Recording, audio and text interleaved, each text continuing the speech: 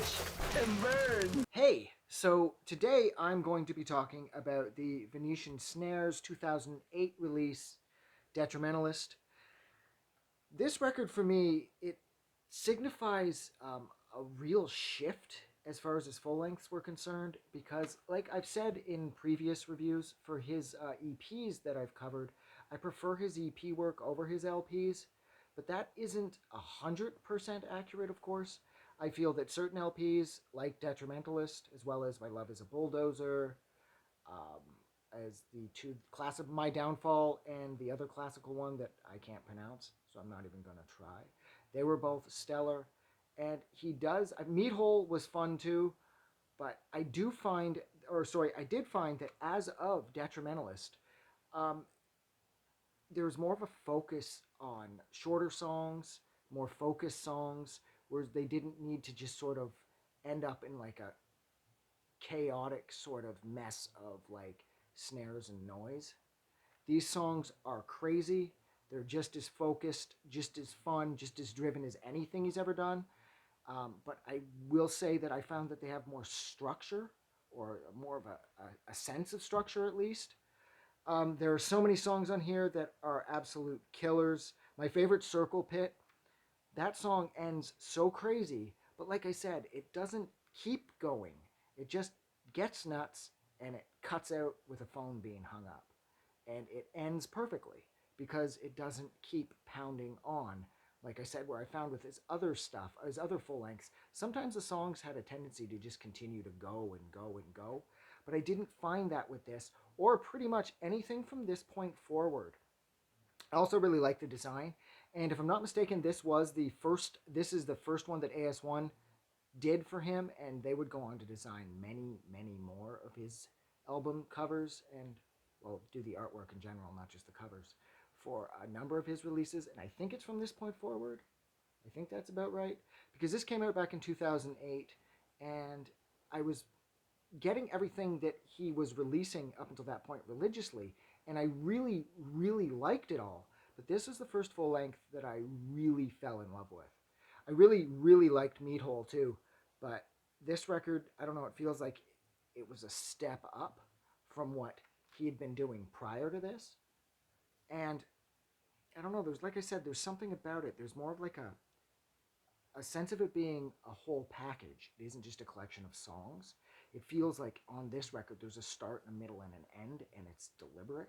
Like all of these songs were legitimately put together because they were written together for the sake of being released here. And I love this record. I love the artwork. I love how each song sounds. I love the structure. I love the length. Gentleman's on here, Kunut Califi, which is got that weird sample from Star Trek with Spock saying it. I have never watched Star Trek like a day in my life, so I have no idea if that's legit or not. But it's clever either way. Poo Yourself, Jason, like I said, Circle Pit fucking kicks ass. And of course, the biggest and most sweeping song on here would be Miss Ballatin, the closer. And I think that's a perfect way for this record to end with, like I said, something so big and so massive sounding. And Miss Ballatin is perfect for that. There's a touch of the orchestral aspect to it, and from there it just gets very, very large. And that would be the album closer. But yeah, I mean, it's difficult at the same time discussing electronic music because if you just chose to go into the lyrics with most albums, you can't hear.